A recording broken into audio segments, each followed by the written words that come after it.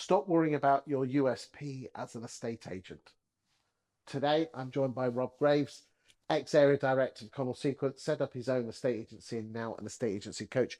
Rob, why should estate agents not bother about having USPs? Talk to me.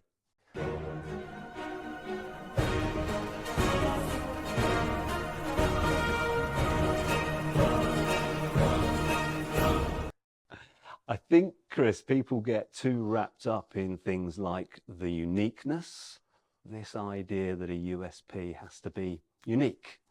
I don't think that's true. Okay.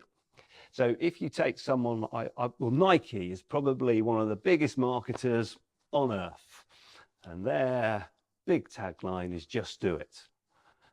Well, quite a lot of people just do things, Chris. Yes. It's not unique, but they've become known for it. And that's probably my twist on it. I think you're going to get known for something. So you might as well decide what you want to be known for and reverse engineer that. Give me some examples. So I guess that the one I look at, which I think is really interesting, is for Foxtons. Get it done. Now, if you take someone like Foxtons, lots of estate agents get things done. But they've decided to have that as what they want to be known for. And yet if I was going out as a Foxtons valuer, talking to sellers, I'll be saying, we get things done. Our offices are set up to get things done. We have a receptionist so that people are not interrupted so that we can get things done. We work longer hours. We start at 8, we finish at 8 so that we can get things done. And it doesn't become long before those people start to relate that company, Foxtons, with getting things done. They've become known for it.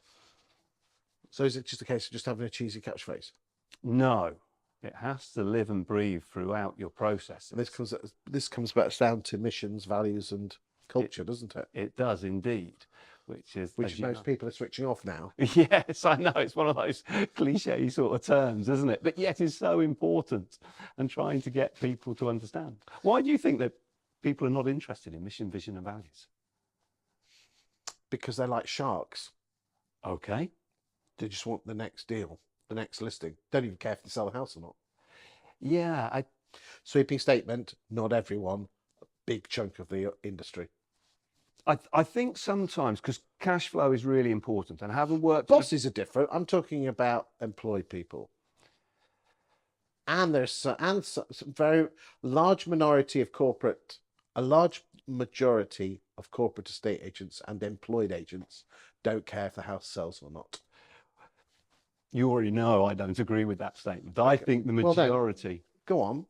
Share it, because they might have not watched the other video where we talked about that. Go on, throw a grenade in, go for it. So I honestly, wholeheartedly believe that the majority of people within those jobs are genuinely trying to do the best.